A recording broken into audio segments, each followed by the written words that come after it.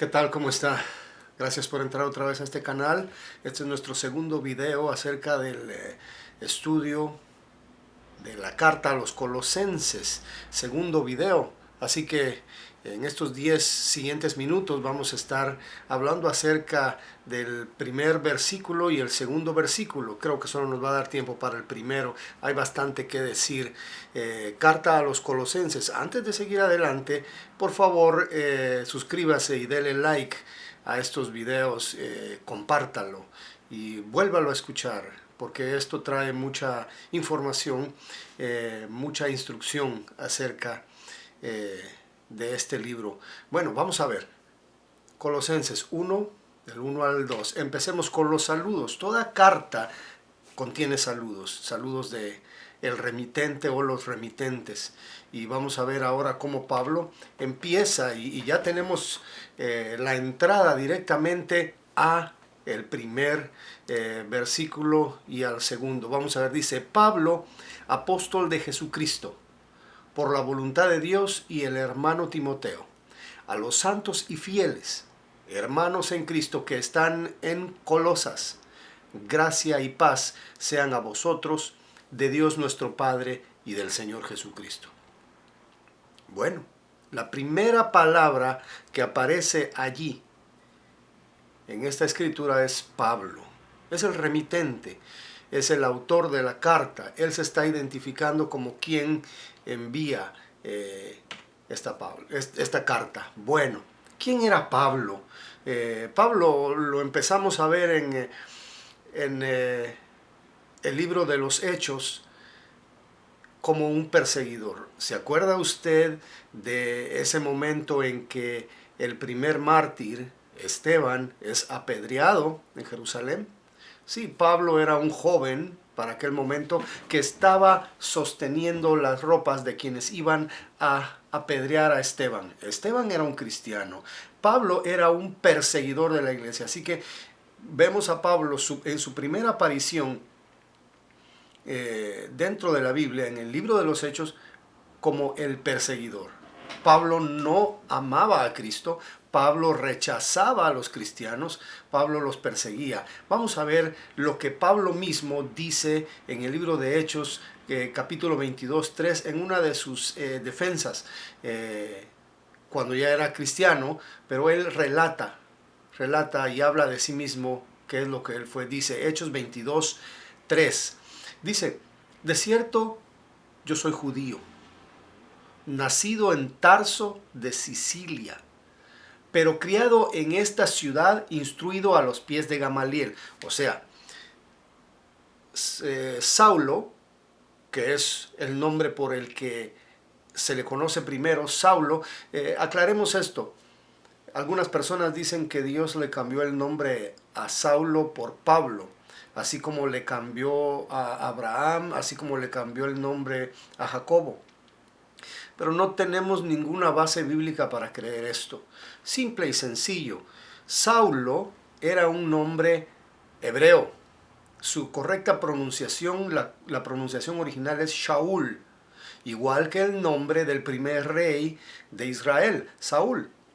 Bueno, pero como Pablo era una persona judía, pero que tenía mucha relación con gentiles, ¿qué es un gentil? Gentil es toda aquella persona que no es judía, no tiene sangre judía, ellos son gentiles. Bueno, entonces Pablo, en un mundo gentil, se identificaba con un aproximado, con un equivalente. No decía me llamo Shaul, decía me llamo Paulos.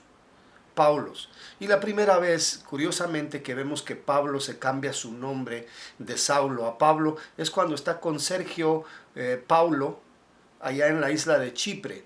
Es la primera vez que el doctor Lucas lo menciona como Pablo. Muy bien. Entonces dice: yo de cierto soy judío, nacido en Tarso de Sicilia, pero criado en esta ciudad. Él nació en una ciudad gentil, pero hijo de judíos, pero fue criado en esta ciudad, en Jerusalén, instruido a los pies de Gamaliel. Gamaliel era un maestro de la ley, un fariseo muy reconocido, y Pablo se agarra de este background de de este historial que él tiene para apoyar de que él realmente era un fariseo estricto. Bueno, dice estrictamente conforme a la ley de nuestros padres, celoso de Dios como hoy lo sois vosotros, como hoy ustedes lo son. Perseguía yo este camino hasta la muerte, prendiendo y entregando en cárceles a hombres y mujeres. Pablo era no solo perseguidor, él odiaba a la iglesia de Cristo, ellos le decían este camino, así es como comenzaron a referirse a los cristianos, este camino. La palabra cristiano aparece por primera vez en Antioquía. Bueno, pero Pablo era un gran perseguidor de la iglesia. Él no quería el cristianismo, él no nació siendo cristiano. Pablo, entonces, su pasado era como un no creyente. Bueno, luego, en ese afán, en esa tarea que él mismo se había dado de andar persiguiendo creyentes, había conseguido permisos de las autoridades en Jerusalén para pasar las fronteras de Jerusalén e ir a capturar creyentes cristianos a otras ciudades. Y en esta ocasión él iba autorizado hacia Damasco. En el camino a Damasco tuvo una visión. Fue el gran encuentro con Jesucristo.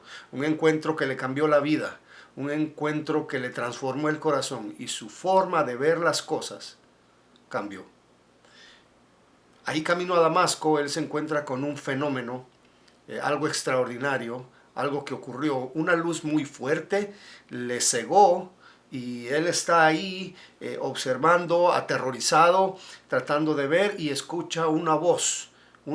Y entonces vamos a ver, él dice, el Señor le dijo, perdón, sí, vamos a ir un poquito más adelante. El Señor platica con él. El Señor platica con él y le dice, yo soy Jesús a quien tú persigues. Y ahí le dice, tú me eres instrumento útil.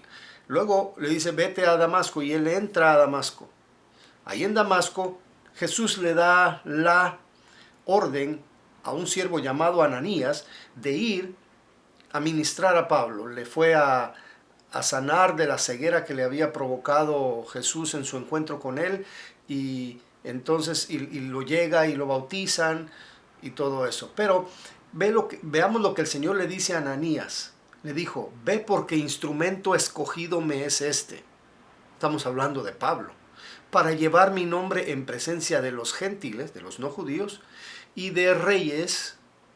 Y adelante lo vemos en el libro de Hechos, que él anduvo predicando frente a reyes y de los hijos de Israel. También le predicó a judíos. Eran los primeros que aceptaban a Cristo. Bueno, los que aceptaban a Cristo eran personas que estaban en sinagogas.